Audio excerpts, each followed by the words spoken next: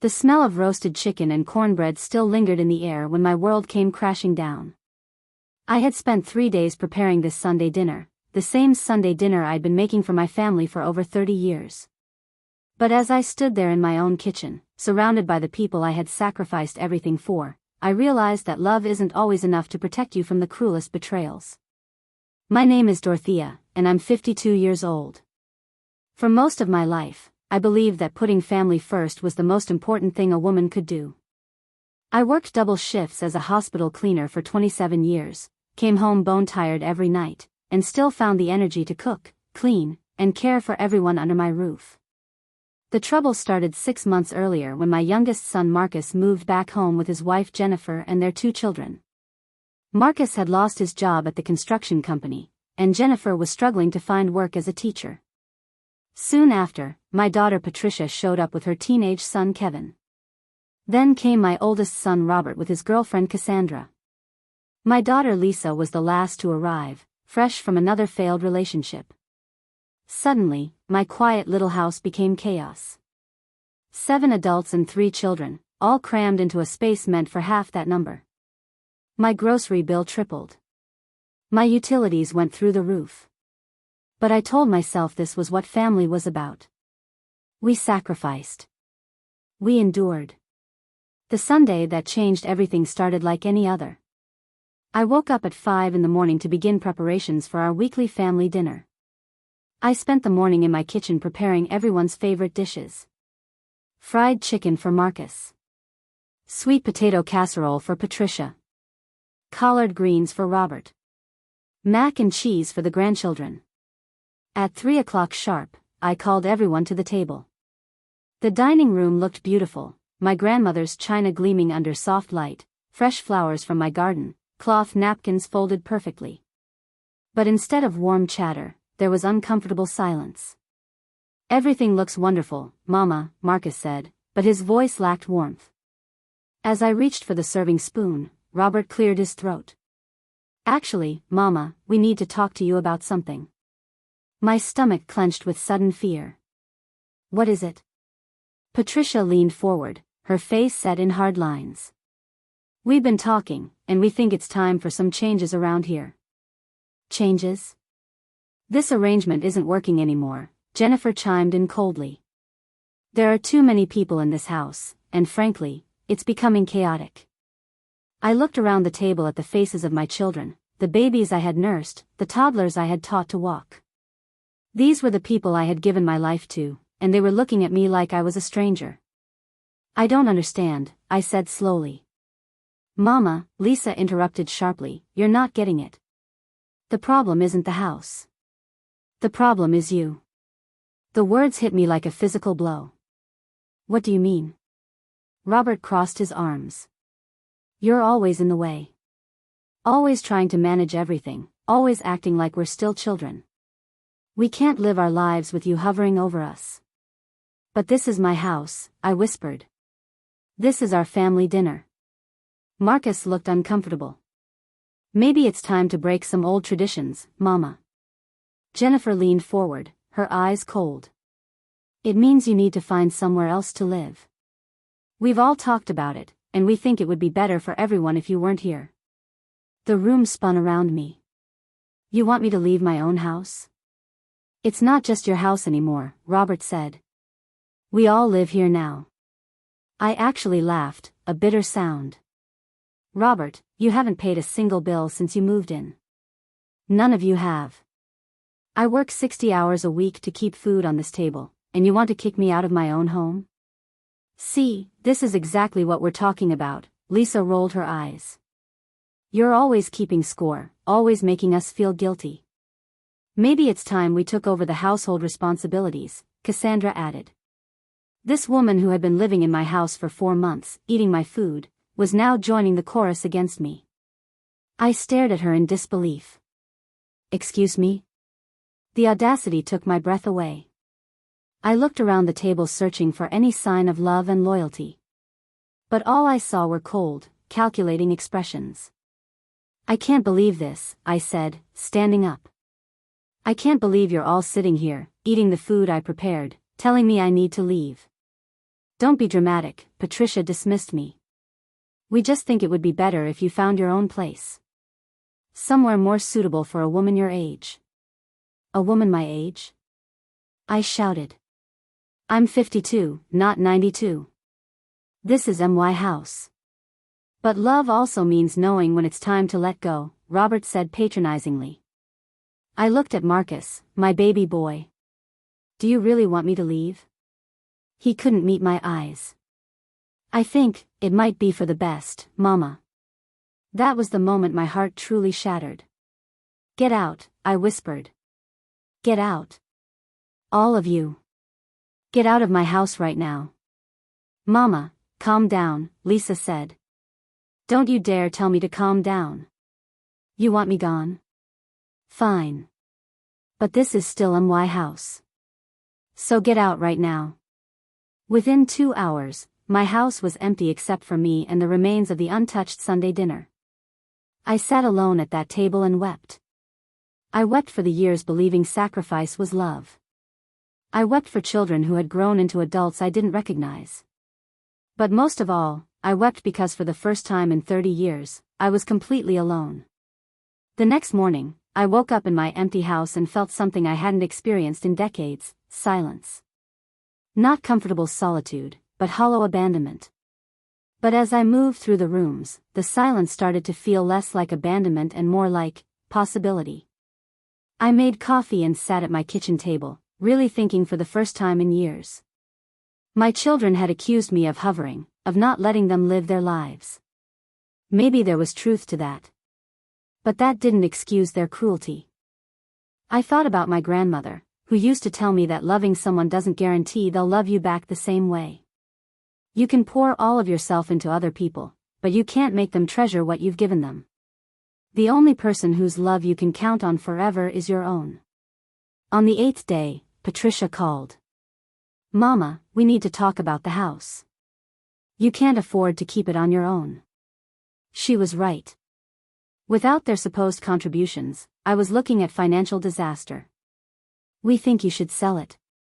Split the money between all of us. The entitlement was staggering. Split the money? Patricia, this house is in my name. I've been paying the mortgage for 22 years. But we're family, Mama. We all need help. No, I said quietly. I'm not selling my house. Mama, be practical. I hung up on her. Over the next days, they all called with demands and guilt trips. With each call, something hardened inside me. They had shown me exactly who they were. I was not a mother to be cherished, I was a resource to be exploited. Well, if they wanted to see me as a resource, they were about to learn this resource was no longer available. I went to see Mrs. Rodriguez, my financial advisor at the community center. Dorothea, your children are right about one thing. Maintaining this house alone will be difficult. But you could significantly increase your income. How? She studied me. What are your skills? What do you enjoy? The question stopped me cold. When was the last time anyone asked what I enjoyed? I don't know, I admitted. You've been maintaining a household for decades. You can cook, clean, manage schedules.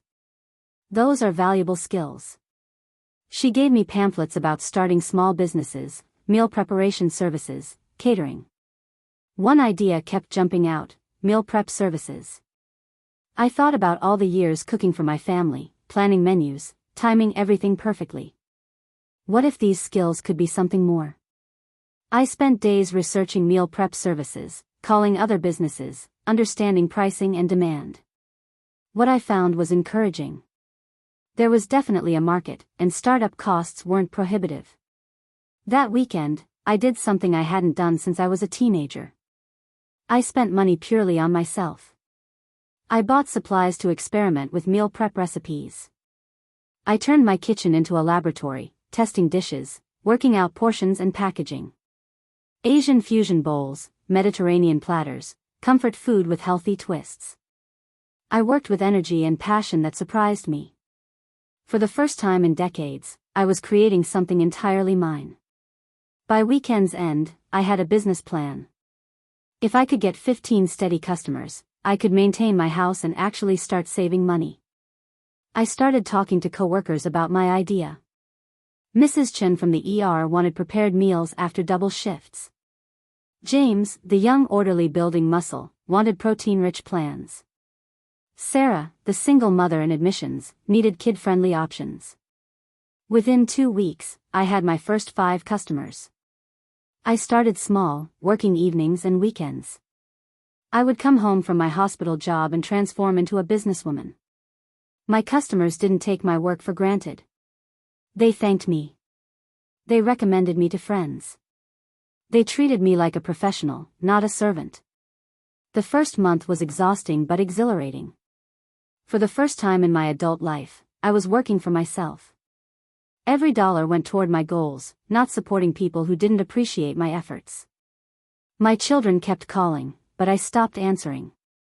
Marcus left desperate voicemails. "Mama, please call back. We're family. We need to work this out." But we weren't family. Family doesn't abandon each other. Family doesn't show cruelty where love should be. 3 months in, Mrs. Chen recommended me to her neighbor, who recommended me to her sister. Suddenly, I had a waiting list. I was making more money in 3 months than in the previous year working overtime at the hospital. I reduced my hospital hours from 60 to 30 per week, giving me time to focus on my business and, for the first time in decades, myself.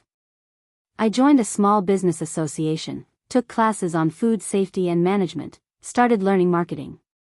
I made real friends, women who knew me as Dorothea the businesswoman, not the overburdened mother. For my 53rd birthday, I threw myself a party. I invited business friends, customers, hospital coworkers. We ate catered food, drank wine, celebrated not just my birthday but the new life I was building. It was the best birthday I'd ever had. 6 months after that terrible Sunday dinner, I had 23 regular customers and was turning people away. I had paid off credit cards and started real savings. I looked better than I had in years, stronger, more confident, more alive. Then I got the call that changed everything. I was preparing Mediterranean bowls when my phone rang. "Dorothea? This is Janet Morrison from Morrison Realty." I didn't know any Janet Morrison. "I think you have the wrong number. Are you Dorothea Williams of 247 Oak Street?" My blood ran cold. "Yes, but I'm not selling. I'm calling because my clients want to purchase 251 Oak Street, and they wondered if you'd be interested in selling yours too. They're prepared to make cash offers significantly above market value. 251 Oak Street, Mrs. Patterson's house next door. She'd moved to a nursing home 6 months ago. How much above market value? They're offering $340,000 for Mrs. Patterson's house, estimated at $280,000. They'd make a similar offer for yours. $340,000. For my house I'd bought for $89,000. This was either opportunity or something suspicious. Given everything that had happened, I was leaning toward suspicious. Who's representing Mrs. Patterson's sellers? A pause. The house is being sold by family having financial difficulties. They need to sell quickly to avoid foreclosure. Mrs. Patterson's house in foreclosure? That didn't make sense. She'd owned it outright for years. Who's the family? Her son and daughter-in-law. They took over the property but haven't been able to maintain mortgage payments. Something clicked. Mrs. Patterson's son was David. His wife was Jennifer, the same Jennifer married to my son Marcus. Jennifer Williams? Yes, she goes by her married name now. Jennifer Williams. Marcus's wife. They hadn't just been living in my house, they'd been managing Mrs. Patterson's property and pocketing rental income while letting it go into foreclosure. "I'll need time to think about this," I said. My clients hope to close within 30 days. Just enough time for Marcus and Jennifer to disappear with the money before anyone figured out their scheme. I hung up, shaking with rage and something else, energy. My son wasn't just content with kicking me out. He was running a scam to steal from an elderly woman. But I wasn't just angry. For the first time since this nightmare started, I felt powerful. I called Mrs. Rodriguez and explained the situation. She listened carefully, then said words that sent chills down my spine. If you're serious about this, we can help you. But once you go down this path, there's no going back. I'm certain. Then let's talk about how you can buy that house yourself. Buy the house myself. The idea was perfect, poetic. Marcus and Jennifer thought they'd found a mysterious cash buyer. They had no idea the buyer was the woman they'd thrown out of her own home. Over the next week, Mrs. Rodriguez helped me put together a financial package. Between my business income, savings, and a small business loan, I could make a cash offer that would beat any competition. But I wanted to protect Mrs. Patterson too. I drove to Sunset Manor to see her. I found her in the common room, looking frilier but still sharp-eyed. Dorothea. What a lovely surprise. I sat beside her, my heart heavy. Mrs. Patterson, I need to talk about your house. Her smile faded. David told me not to worry. He said he was handling everything. Did you know your house is being sold?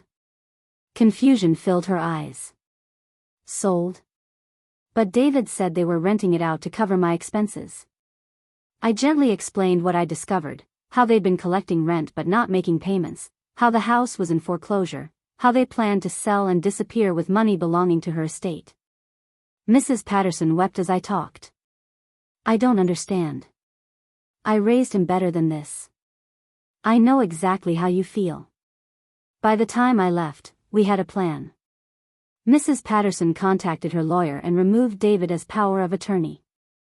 She authorized me to act on her behalf. I was going to ensure Mrs. Patterson got the money she needed, and Marcus and Jennifer would have nothing but consequences of their greed. The closing was scheduled for Friday afternoon.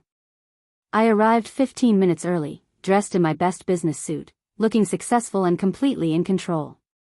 Marcus and Jennifer arrived late, looking harried. When they saw me at the conference table, their faces went through confusion, recognition, and finally terror. Mama? Marcus whispered. What are you doing here? I'm buying a house. Jennifer found her voice. This is ridiculous. You can't afford to buy a house. I looked at her with complete disdain. You're right, Jennifer. The old me couldn't afford it. But I'm not that woman anymore. For the next hour, I signed papers while they sat in stunned silence. With each signature, I was reclaiming my power, dignity, and future. When it was over, I owned the house next door, the house my son had tried to steal from a vulnerable elderly woman. As we prepared to leave, Marcus found his voice. Mama, we need to talk. No, we really don't. Please, I can explain everything. I turned to face him. Explain what, Marcus? How you were planning to steal from Mrs. Patterson. How you threw me out so you could run your scam more easily. How you called me selfish while planning to steal hundreds of thousands. His face crumpled. It wasn't supposed to happen like this. You needed what? More money to support your lifestyle while living rent-free? Jennifer stepped forward angrily. You don't understand the pressure we've been under. When you're too entitled to work like everyone else? I interrupted. I've been working since 16. I've never stolen from anyone, never betrayed family for money. We didn't betray anyone, Marcus protested weakly. I stared at my youngest son and felt only sadness for what he'd chosen to become. Marcus, you told me I wasn't welcome in my own home. You conspired to kick me out so you could steal from our neighbor. If that's not betrayal, I don't know what is. I walked toward the door, then turned back. Oh, and Marcus? You might want to find somewhere else to live. Mrs. Patterson's house won't be available anymore. The drive home was surreal. I own 2 houses now on the same street where I'd lived for 20 years. 2 houses representing not just investment, but vindication. Over the weekend, my other children called. Lisa was angry. How could you be so vindictive? I bought a house, Lisa. I made a legal purchase. You deliberately sabotaged Marcus and Jennifer's deal. I prevented them from stealing from an elderly woman. If you can't see the difference, that says more about you. Patricia tried reconciliation. Maybe we all said things we didn't mean. But you're tearing this family apart. This family was torn apart when you decided I was disposable. I'm just refusing to pretend it didn't happen. Robert was honest. I have to admit, I'm impressed. I didn't think you had the backbone to fight back. His words stung because they were true. For decades, I'd been the family doormat. Well, I'm not that person anymore. So what happens now? Now I live my life. I run my business. I take care of myself for the first time in 30 years. 6 months later, my life had transformed beyond recognition. My meal prep business was thriving with a waiting list and franchise inquiries. I'd renovated Mrs. Patterson's house into a commercial kitchen and office space. Mrs. Patterson visited often, delighting in seeing her home filled with purpose. She had her money safely invested and took pleasure telling everyone how wonderful Dorothea Williams had saved her from betrayal. I'd hired 3 employees and was expanding into catering. I'd paid off my mortgage and built substantial savings. For the first time in my adult life, I was financially secure and professionally successful. But the most important transformation was internal. I'd rediscovered who I was when not constantly giving myself away. I had hobbies, book club, painting lessons. I traveled to places I'd always wanted to see. My children called occasionally, but relationships remained strained. Marcus moved away with Jennifer, never apologizing for what they'd tried to do. Patricia and Robert made overtures toward reconciliation but couldn't understand why I wouldn't just get over it. Lisa remained angry, convinced I'd chosen money over family. The anniversary of that terrible Sunday fell on a beautiful spring day. I spent it in my garden, thinking about how much had changed. A year ago, I'd been broken, convinced my life was over. Today, I was successful, financially stable, professionally fulfilled, personally content. But there was one piece of unfinished business. I decided to host a dinner party, not a family gathering, but a celebration of the life I'd built. I invited Mrs. Rodriguez, Mrs. Patterson, Sarah and James from the hospital, my book club friends, neighbors who'd watched my transformation with amazement. But I also sent invitations to my children. Patricia called first. Are you ready to put this behind us? I'm ready to show you who I am now. Whether that leads to putting anything behind us remains to be seen. Robert called next. I'll be there. I'm curious to see what you've done with yourself. Lisa texted, can't make it. Still think you're being ridiculous. Marcus didn't respond. The morning of the dinner, I wasn't cooking alone. Sarah helped with appetizers, Mrs. Rodriguez brought flowers, Mrs. Patterson came with peach cobbler. My kitchen filled with laughter and conversation as we prepared together. This was collaboration between equals, each person valued for more than what they could provide. At 2:45, everything was ready. The table was set with my grandmother's china, surrounded by mismatched chairs from neighbors. Food was abundant and delicious, but I hadn't destroyed myself preparing it. At 3 o'clock, the doorbell rang. Patricia stood on my porch, looking nervous. Hi, Mama.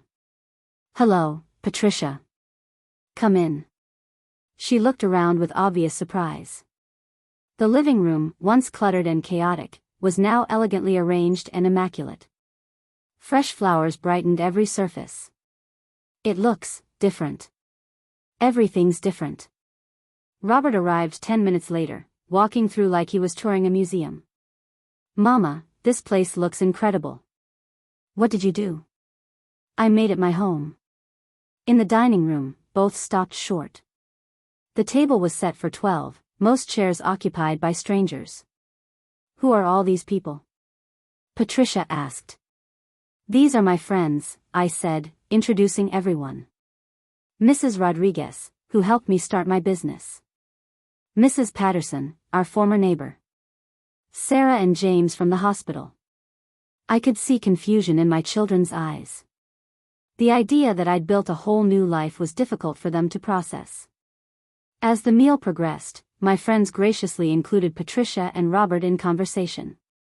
They asked about their lives, interests, treated them with warmth and respect. Slowly, I watched my children see me through others' eyes. They heard Mrs. Rodriguez talk about my business acumen. They listened to Sarah describe how my service had transformed her family's life. They saw Mrs. Patterson's obvious affection for how I'd protected her from exploitation. For the first time, my children were seeing me not as their servant mother, but as an independent person with accomplishments, relationships, and value. When dessert was served, Mrs. Rodriguez raised her glass. "I'd like to toast Dorothea, who has shown us it's never too late to reinvent your life. In 1 year, she's built a successful business, helped save a friend from ruin, and created a beautiful home. She's an inspiration to everyone who knows her." Everyone raised their glasses. I felt tears of gratitude and pride. But looking at Patricia and Robert, I saw something heartbreaking. They looked lost, confused, frightened, like meeting a stranger who shared their mother's face. After other guests left, we sat in my living room with coffee. The house felt intimate in a way both familiar and strange. "Mama," Patricia said finally, "I owe you an apology for not seeing who you really are. For treating you like a service provider instead of a person." Robert nodded. "We assumed you'd always be there, always giving. We never asked what you needed or wanted. What I needed was to be valued for more than what I could do for others. I needed respect and consideration you'd show anyone else you cared about. And instead, we threw you away when you became inconvenient," Patricia said, voice thick with shame. "Yes. You did." We sat in silence, processing that admission. "Can you forgive us?" Robert asked. The question I'd been dreading.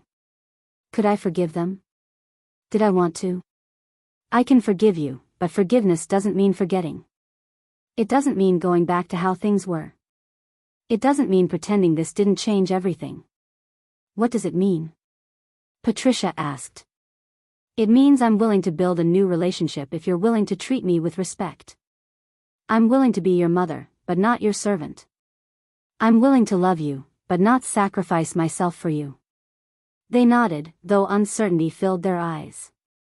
"Where do we start?" Robert asked. "You start by building your own lives. Taking responsibility for your problems, needs, happiness. You treat me like someone whose time has value, whose opinions matter, whose dreams are as important as anyone's." "What about family dinners?" Patricia asked. I smiled for the first time. "We can have family dinners. But they'll be different. Everyone contributes, not just me. Everyone's preferences get considered, not just yours.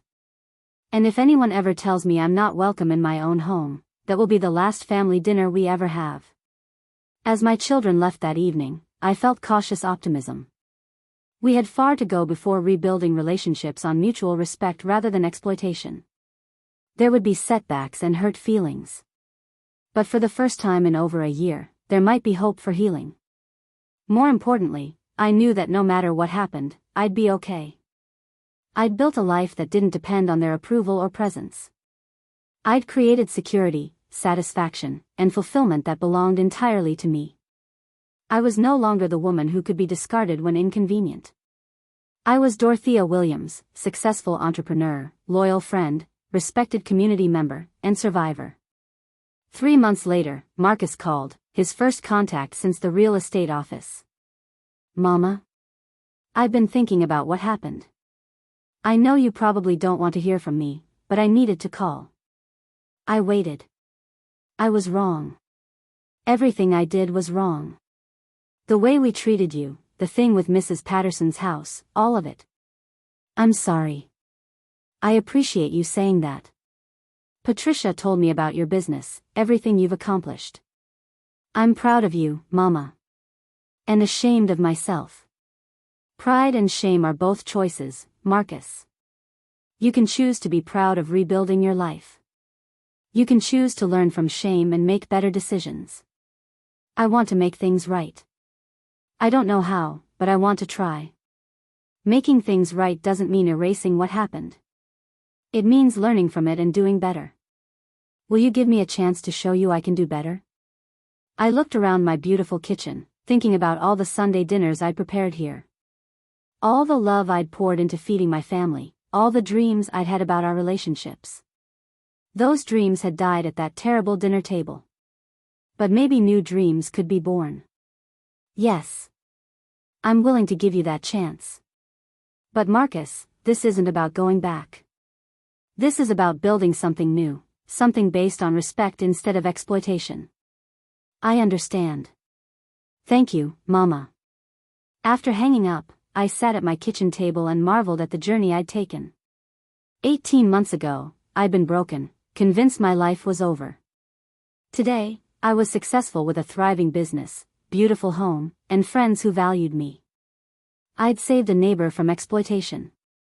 I'd built financial security. I'd rediscovered my strength and worth. Most importantly, I'd learned that love without respect isn't really love. Sacrifice without appreciation isn't heroic, it's enabling. Being alone is infinitely better than being with people who don't value your presence. My family told me I'd never eat at their table again. They thought they were punishing me. Instead, they set me free to build my own table, choose my own guests, create traditions based on mutual respect and genuine affection. The table I sit at now is different from the one I was banished from. It's filled with people who appreciate my presence, value my contributions, see me as more than a service provider. It's my table now. And the only people who will eat at it are those who understand that a seat at any table is a privilege earned through respect, kindness, and genuine love. When people ask about that Sunday dinner that changed my life, I tell them it was the best thing that ever happened to me. Not because the pain wasn't real, but because sometimes the worst moments catalyze the most beautiful transformations. My children thought they were throwing me away. Instead, they set me free to discover who I really was when not constantly giving myself away to people who didn't appreciate the gift. I am 54 years old now, and for the first time in my adult life, I am exactly where I want to be, surrounded by people who see my worth, doing fulfilling work, living in a home reflecting my own values. I am no longer anyone's disposable resource. I am no longer anyone's unpaid servant. I am no longer anyone's emotional dumping ground. I am Dorothea Williams, and I have never been happier to be exactly who I am. The woman told she'd never eat at the family table again has built her own table, filled it with people who honor her presence, and created a life so rich and fulfilling that she wouldn't trade it for anything. Because I've learned the most important lesson: the only approval I truly need is my own, and the only love I can't live without is the love I give myself.